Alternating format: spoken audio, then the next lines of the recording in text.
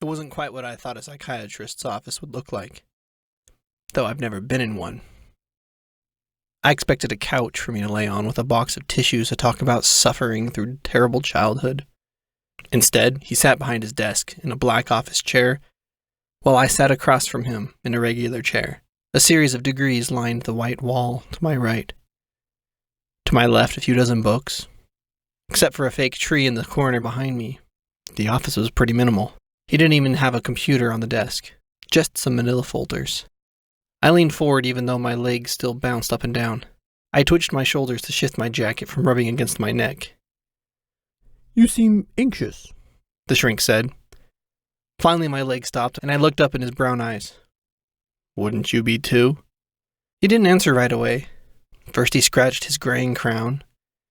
Then he took a deep breath. "Tell me, why do you think I would feel nervous in your shoes?" Classic shrink, turning it around on me. I clenched my jaw. Stupid government services, taking up valuable time to cover their bureaucratic behinds.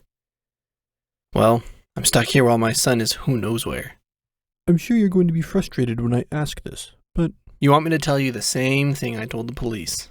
The state police, and then the feds? He smiled. "Careful, I'm technically a Fed too." I rolled my eyes. The smile on his face faded. "But unlike the lawmen you spoke with, I'm on your side. So as your advocate, I'm asking you to indulge me. Will you please start at the very beginning?" I dropped my head and rubbed the bridge of my nose. Did I trust him? Telling the truth hadn't gotten me anywhere so far, but they obviously thought I was nuts, and who could blame them? But they thought I was crazy enough to stick me in some sort of psych ward. Things couldn't get worse. So I guess I might as well tell him everything. The Sasquatch, Part 1. My son's face turned red when he got excited. And this expedition was something he'd been begging me for months. So it was no surprise that his face was cherry red as he spoke to the clerk of the Forest Lakes General Store about what we were doing. "And we're lucky. I've been monitoring the BFRO website." BFRO? The clerk repeated each letter slowly, as if those letters were never meant to go together. My son nodded. Bigfoot Field Research Organization. And their site has reported 4 sightings out here in the last year. The clerk looked over at me with a grin, and then down at the 11-year-old boy. I see. The clerk looked like an old lumberjack with white hair and a matching beard. He wore a flannel shirt, jeans, and work boots. The only thing identifying him as a store clerk was a red vest and his name, Don, embroidered in blue on the vest. "Well, young man, I'd say sometimes we aren't quite prepared to be finding what we're looking for." My son frowned, but I hoped he was about to learn a valuable life lesson. Don the clerk continued, "I met a man last year. Perfect definition of a midlife crisis. He bought the most expensive truck, and the most expensive bow, and got a bull elk tag. But I don't think he'd have known what to do if he really got one." "Oh, I know." My son pulled his backpack off and began pulling out his homemade Sasquatch research kit. "I'll note everything I find." He slid his notebook out. "I'll film and photograph what I can." He pulled out 2 game cameras that he'd gotten for Christmas. "And record the sounds out there." Finally, he pulled out an old tape recorder. "Well, I stand corrected, son." The clerk winked at me. "So what's brought you in again?" "I just need 2 bags of firewood from out front," I said. The clerk let out a wheezing laugh. "City folk! You know there's wood out there in those woods, right?" "You don't say." I gave him the courtesy of a smile, but I'd like some quality wood to add to whatever we find. He scratched his chin, considering me. "Well, I'll take your money either way." We finished the transaction, and we got in our Suburban to finish our trek to one of the further corners of the Mogollon Rim.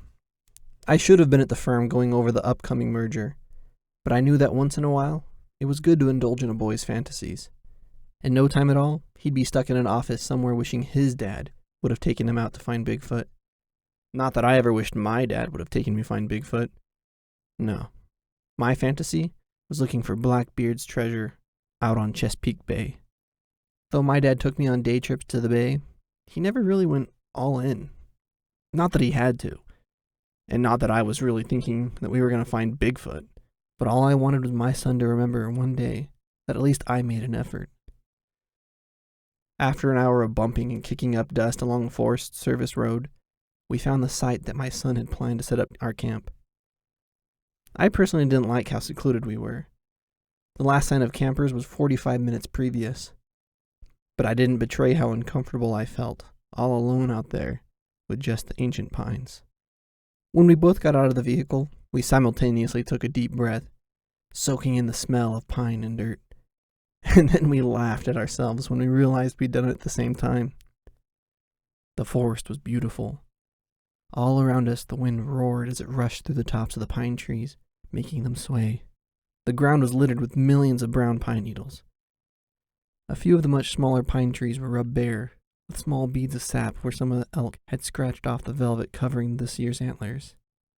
"Okay," I said after opening the back of the Suburban. "First thing is to set up a perimeter." I grabbed a spool of bright orange string. I walked my son out about 20 yards to a pine tree. I wrapped the string around the tree and walked in a crude circle around our campground, wrapping the string around more trees. When I finally tied it off on the tree that we had started, I turned to look at my son. "This is the boundary of our camp. At any time, you cannot cross this line without me. Understand?" He looked at me with all the confidence of youth. "Dad, this may be just a bit more for me than it is you. Do you understand?" His eyes fell as he thought about it. But then he looked back up at me. "I understand." I tousled his brown hair. "Good. Now, let's set up camp before you lead us out looking for this thing." His eyes sparkled as he ran around following my directions on setting up the tent, a potty hole, our picnic table, and hanging our food. All the while, he cited facts about signs of things that we need to be looking for on our expedition. Things like whooping and wailing, and an odor of BO and death. Strands of thick, coarse hair, rocks being thrown. The more he went on, the less I wanted to be out there. Even though it was, of course, fake. I didn't want to experience any of those things. Finally, after getting the camp all set up, we sat back in our camp chairs. I fanned myself with my hat. We sat around on either side of the fire ring we had made, with surrounding blocks of what looked like grainy sandstone covered in lichen. Even though I hadn't started the fire yet, I had set up a dozen sticks like a log cabin. I'd light the wood soon, the sun was setting, but it was warm, and we didn't quite need the fire just yet. But I was hungry, and there were some bratwursts calling my name. "Hungry?" I asked my son. Before he could answer, we heard something clunk against the Suburban. Our heads snapped in the direction of the car. "Dad?" my son asked. I looked over at him and his eyes were wide and a grin scrawled on his face. I got up and crunched through the pine needles to the car. After circling the Suburban, I didn't see anything out of place. There were pine cones all over. That must have been it. A pine cone fell on the car. Just as I came to that conclusion, I realized I'd been barely breathing. "I think a pine cone fell on the car," I said as I took a deep breath. I walked over to where we had tied off the rope that kept the cooler suspended in the air.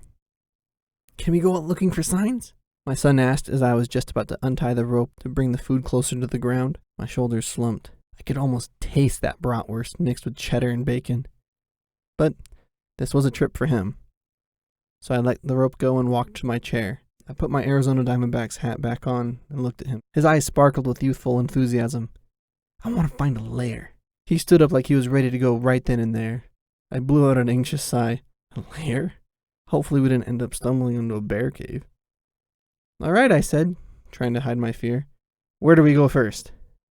I followed him to our small plastic table. My son pulled out a map from his backpack. All across the map there were green and red marks all over it. "We're here." He pointed to a red circle. "And there have been sightings here and here." He pointed to 3 green stars.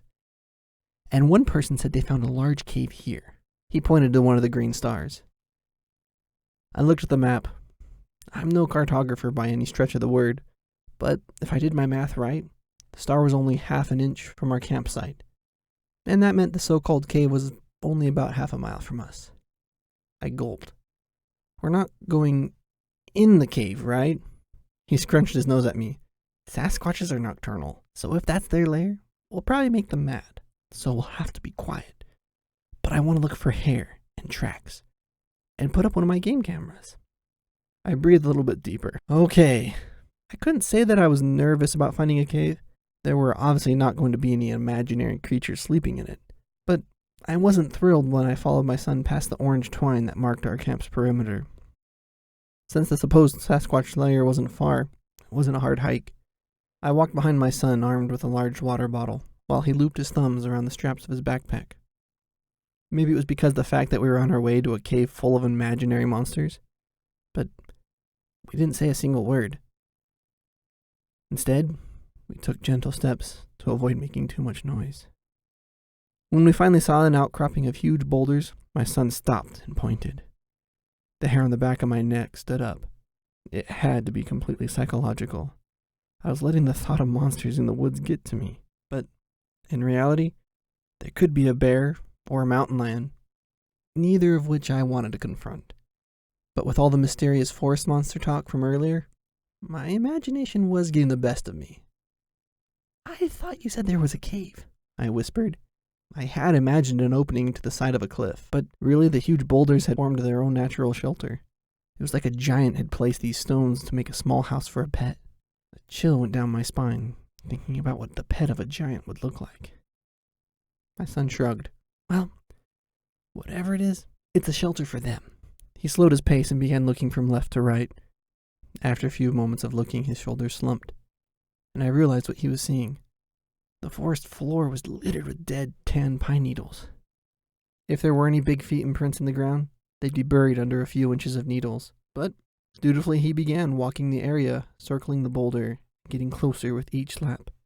Nothing stood out as we spent the better part of an hour circling the huge stones.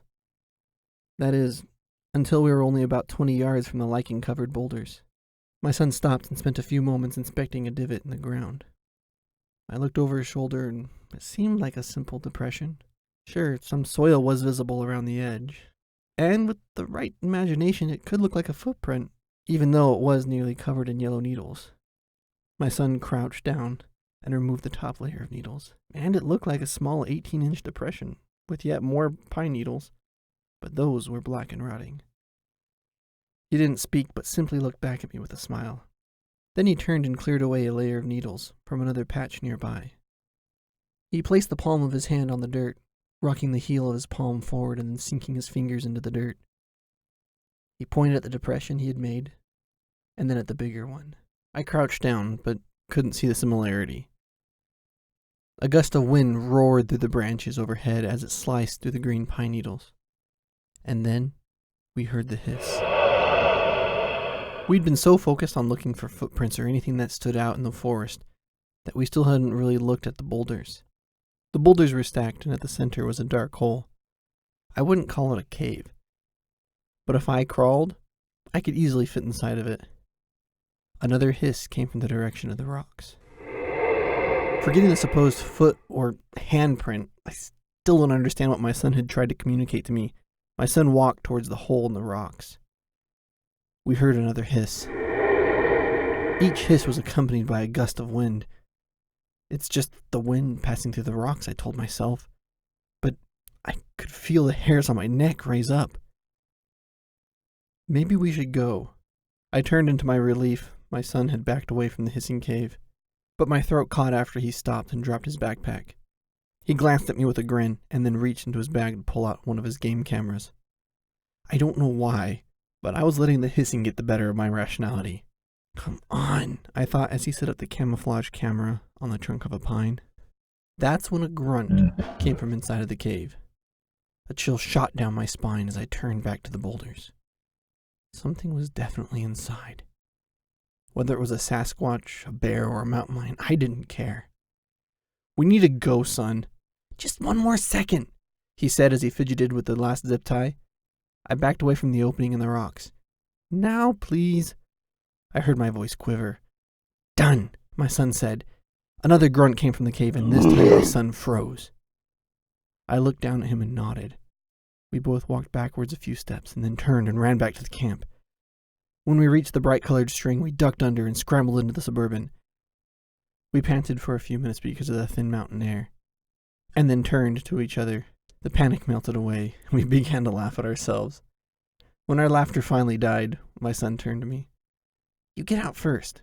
I could feel my stomach grumbling in agreement. I nodded, but before I opened the door, I looked around. No bear had charged after us. No mountain lion stalked around, and of course, no Bigfoot. With my stomach begging for something, it didn't take long for me to get a fire going. When the wood became coals, I began cooking. After 3 bratwursts and a Dutch oven peach cobbler, my eyelids began to droop. I leaned back in my camp chair, but my eyes slowly opened to the sound of another zip tie. My son stepped away from the tree branch where he had placed another game camera. While I had been preoccupied with cooking and eating, the forest had turned gray in the fading twilight, with our fire casting a dancing glow on the surrounding pines. In the settling darkness, my son's words came back to haunt me. "You said these things were nocturnal?" I asked as he came to his chair next to me. He watched the fire for a moment and then put a stick in it until the end began to glow orange, and slowly moved it around like a wand. "Yes," was all he said. I frowned. "And we're within running distance of their alleged nest?" He put the end of the stick back into the fire until it lit, and he brought it back out. "Yep." Of course I wasn't thinking Bigfoot still, but if it were a bear or a lion out in that cave thing that had sent us sprinting into the woods in a panic, the thought of being dragged out of our tent flashed through my mind. I looked over at the Suburban. Most of our stuff was out, and I had removed 2 of the benches in order to put the camping stuff in. There was room in the back to sleep in it. I glanced at the tent and at the thin nylon material that wouldn't even keep out a squirrel if it wanted to get in. Grunting as I got up, I walked to one of the tubs I used to keep camping gear in. I pulled out an emergency chemical light. Twisting the cap, the fluids did their job, and it illuminated a neon green in my hand. One end had a hook that I placed in the string that made the perimeter of our camp. It bobbed for a few seconds and then rested. I nodded and then called the boy over to follow suit. He took 6 and I took the remaining 5, and in only a few minutes our camp was surrounded by a bright green glow. And just in time, because the forest had gone totally dark. It was when I sat back down that we first heard it. A low-pitched hoot came from the forest. The 2 of us looked at each other. His eyes were wide, and when he turned his chair around to look into the forest, I watched the fire, letting my mind rationalize nearly a dozen sources that could have made that sound. A few minutes later, we heard another hoot. This one was slightly higher in pitch, but it came from a different direction. A small breeze shot a chill down my spine. It had to be owls, I told myself. It was their time of day. They had to be out hunting mice for the night. And then the thump. It was metallic and deep, and it felt like it echoed throughout the woods. I slowly got to my feet and looked toward the Suburban. Pine needles crunched under my feet as I walked towards the car. A beam of light came from behind me that I didn't look at. My son must have picked up my flashlight to help me see what was going on. Circling the truck, I failed to see what might have caused the sound. I turned to go back to the fire, but that's when a long screeching wail shattered the silence of the woods. The noise didn't bother me as much as the distance. Even though it was dark, I could swear it had to be less than 50 yards away and coming from the direction of the cave. Involuntarily, I reached back to put my hand on the car. I had to feel something solid behind myself. And then I jumped, swearing under my breath when a twig snapped next to me. "It's just me," he whispered. "Oh my gosh, did you hear that?" In the faint light of the fire, I watched him cup his hands around his mouth as he let out a long wail. Hearing him trying to call back to whatever was out there made my flesh crawl in goosebumps. We stood watching the forest with only the soft yellow glow of the fire flickering. And with what barely little light I had, I was able to see a stone flying towards me. I dropped. A loud thunk boomed behind me. "In the car!" I called. We jumped to our feet and fumbled with the doors until we were in. I slouched low into the driver's seat and my son crawled in behind me. He poked his head between the 2 front seats. "I heard they threw stuff at people. I never thought I'd be on the receiving end of one." After a few seconds, I realized that I was panting. Looking around, I searched for anything that might be moving out there in the trees. With the adrenaline from dodging the rock, everything looked like it was moving. The dancing flames didn't help any. I reached down and rolled down the window about a half an inch. It took holding my breath to finally be able to hear outside. I exhaled long and slow. And then I heard the hoot again, almost instantly followed by another one. A groan escaped my lips. Did any of your Sasquatching colleagues ever get cornered in their car? I asked after rolling up the window. Well, he said in a high voice. I bit my lip. He was holding something from me. Well, what? Well, the aggressive one seemed to be in Arizona. I turned in my seat to look back at him fully. Aggressive? Yes, he whimpered. Launching into a tirade about the stupidity of the forest monsters, I failed to see his eyes go wide, and he began pointing. My voice trailed off when I saw something flashing outside. I turned to see the chem lights that circled out camp, bouncing violently. My neck spun around, and all the lights surrounding the camp danced in the dark. I sat facing forward when 2 of the lights dropped to the ground. With that, the rest of the lights slowly sagged down until they were at the forest floor. Something came through the line. All the previous excitement had escaped my son's voice. There was a click behind me, and he began scanning the camp with the flashlight. Each time his beam crossed a tree, my heart skipped a beat, thinking it was a tall, hairy monster. But each time my eyes confirmed the dark brown bark of a pine tree. Not seeing anything, my heart began to slow. Maybe it was just the breeze, right? I asked. And that's what broke the line. It's gotta be. I turned around to see my son working the manual window. He rolled it down a few inches, and licking his fingers, stuck it out into the open air. Dad, there's no breeze out there. Please let there be a breeze, I thought. Without saying anything, I put my hand towards my son, who placed the flashlight in it. I took a deep breath and then opened the door. I lowered my feet to the ground where the pine needles crunched under my weight. The chem lights surrounding the camp now made the rest of the forest feel eerie. The hairs on my neck stood up, and I felt like something had to be watching me. My heart pounded as I followed the bright orange string that lay limp on the ground around the perimeter of our camp. The beam from my flashlight and the glowing green chem light were all I had to try to see in the forest. The fire had turned to red coals that didn't cast any light. It seemed like forever when I got to the spot where the line had broken. Every muscle in my body stiffened. Right next to one of the lights that had fallen first was a footprint. It was deep and the dirt was fresh. Whatever left this was heavy. I inhaled deeply, trying to relax, but my nostrils filled with something sour.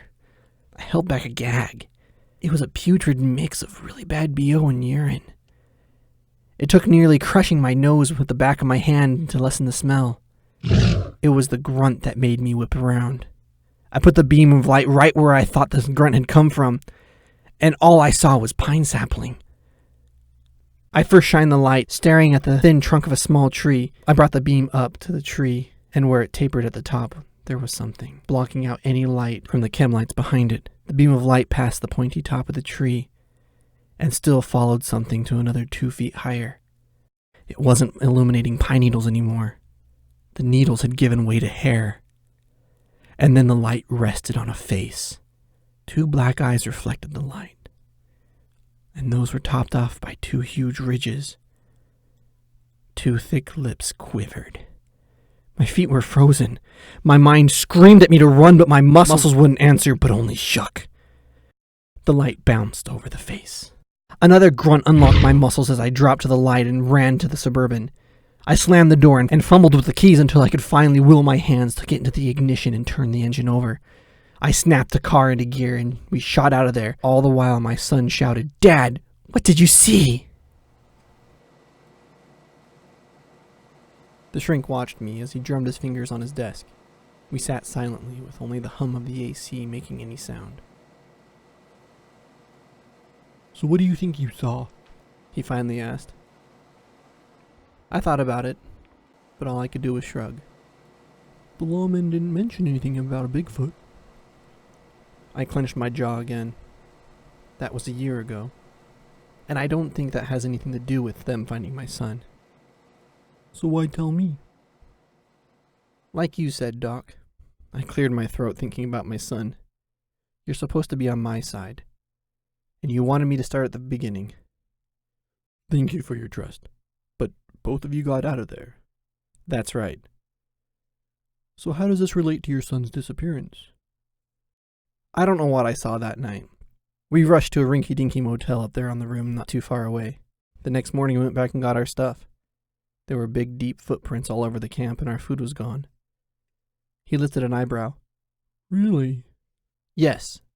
Again, I don't know what it was, but my son was convinced it was a Sasquatch. On the way home, he went over his list of strange things he wanted to uncover. So that's where our journey began. But you didn't believe in any of that. It looked like he was holding back a smile.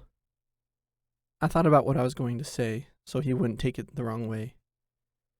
I figured if I didn't take him, then he'd find some weird conspiracy group that would take him into their fold. I could feel my heart beating faster. Now, what are you going to do to help me find him? He twisted his mouth as he observed me. Let's take this one step at a time. Tomorrow, I'd like you to tell me where you two went next. Tomorrow? I shouted. I thought you were on my side. I am. Then let me go so I can go find him. There are some, He thought about his next words longer than I would have liked. complications. I shot to my feet. How is this complicated? My boy is missing, and I need to find him. He reached into the top drawer of his desk, and within a matter of 2 seconds, orderlies came and grabbed me by the back of my thick canvas straitjacket, lifting me to my feet. I couldn't stay calm any longer. I strained at the wrapped-up arms of my jacket with all the strength I could muster, but that barely let my arms move. The orderlies yanked me towards the door. I fell backwards, but they continued towards the hall, dragging me. Before they dragged me out into the hall that smelled like antiseptic, the doctor raised his hand. He looked up from his desk. The game cameras. Did they happen to catch anything? I took the pause to get all the way to my feet again and shook my head. Both of them were smashed. The shrink sighed before he nodded to the orderlies that escorted me back to my room.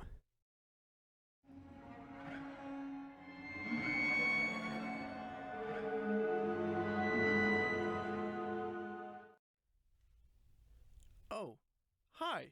I didn't see you over there. You like hiking just like I do? It's a wonderful view, isn't it? I don't recommend that we stick around till after dark, if you know what I mean. Things get pretty spooky around here. If you like the story, though, subscribe. And leave a like. Everything helps. My goal this year is to have 100 subscribers by the end of December. So please do share. Every little bit helps more than you know. I'd also like to give a special thanks to this week's featured author, Tyson. Tyson's an awesome guy. I've known him for a couple months now, and I've really enjoyed his stuff. So if you enjoyed this, check out his social media down below. He does have things for you to read. And please be patient. These videos are kind of hard to put out. I am a one-man band. Everything you see here, I have to do myself. But if you like it, stick around. There's lots more to come.